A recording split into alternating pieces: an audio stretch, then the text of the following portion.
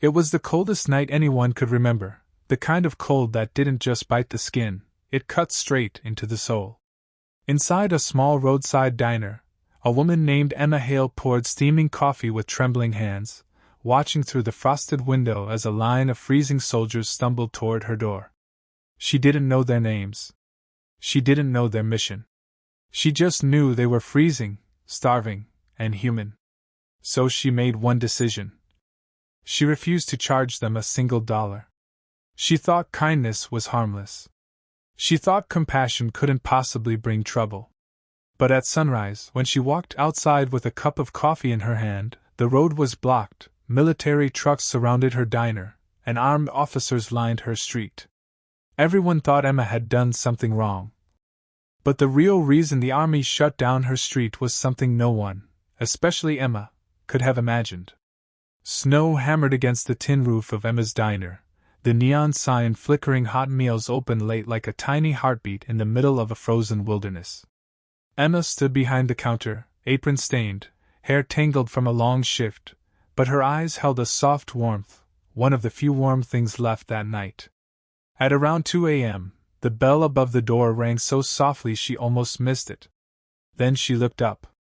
A group of soldiers, cold, exhausted, covered in frost, filed into the diner. Their faces were gray, their breaths shaky. A young soldier nearly collapsed as he reached a booth. Emma rushed to them instantly. "You boys look like you're walking ghosts," she said, sliding 2 coffee pots onto the table. "Drink. Now." The team leader, a tall soldier with snow clinging to his eyelashes, shook his head. "Ma'am, we can't pay. Supply trucks got delayed. We shouldn't even be inside." Emma waved him off. "Not on my watch. Sit. Eat. No one freezes on my property." She hustled into the kitchen, preparing soup, grilled sandwiches, anything hot she could manage. The soldiers ate like they hadn't tasted food in days. Some of them were so cold they could barely hold a spoon. As she refilled coffees, Emma noticed something off. The leader winced every time he moved. "You're hurt," she said quietly. He froze. The other soldiers exchanged uneasy glances. "It's nothing," he whispered. Emma placed a firm hand on the table. "Lift your jacket." Reluctantly, he did. Beneath the layers, Emma saw bruising that didn't come from cold or accidents. It was the mark of someone who had pushed himself long past human limits. She cleaned the wounds, wrapped them in warm cloth, and said, "You're not going back out there. Not until your blood is running warm again." The soldier swallowed hard. "Why are you doing this for us?" Emma smiled softly. "Because someday, someone might need to help my son the way I'm helping you." Their eyes softened. The room grew quiet. And in that moment, Emma became more than a waitress, she became their shelter. By 4 a.m., the storm calmed. The soldiers stood, forming a quiet line in front of her counter.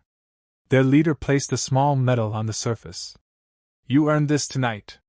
You saved us." Emma pushed it back. "You keep it. Just come back alive."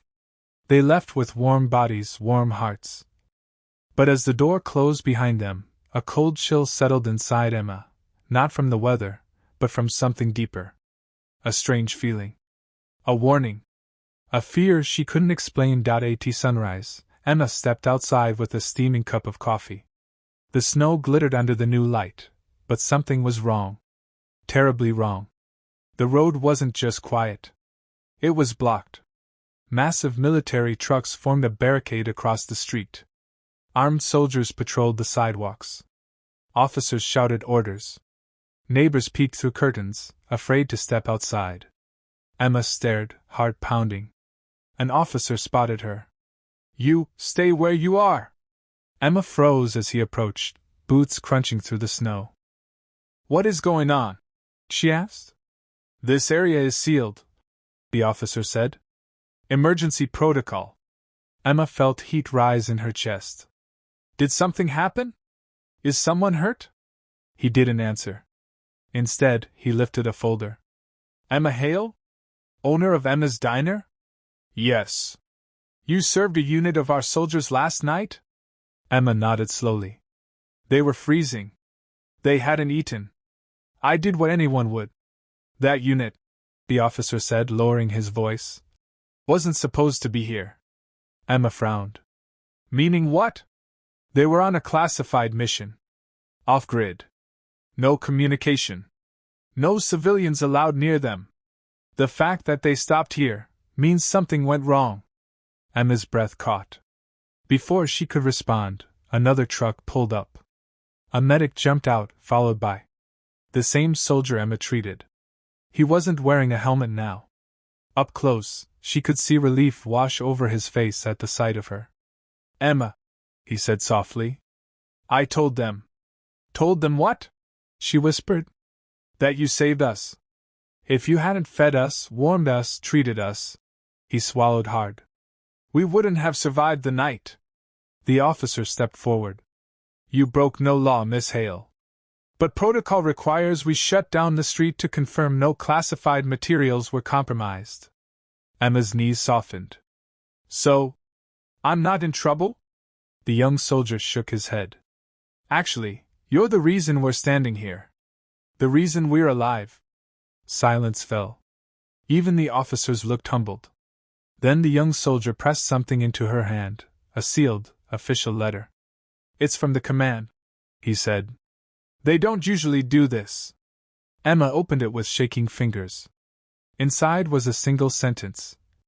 Your kindness preserved a mission that protects thousands. You have our eternal gratitude. Tears stung her eyes. The officer saluted her. The soldiers lowered their weapons. And slowly, the trucks began clearing the street. As the last vehicle pulled away, the young soldier turned back one last time. You didn't just save soldiers, he said. You saved the people we were sent to protect. Emma stood alone in the snow, clutching the letter to her chest. She had no idea her small act of kindness would ripple so far, touch so many lives. But that morning, as the sun melted the frost from her diner windows, Emma learned a truth the world often forgets. One warm heart can change the coldest night.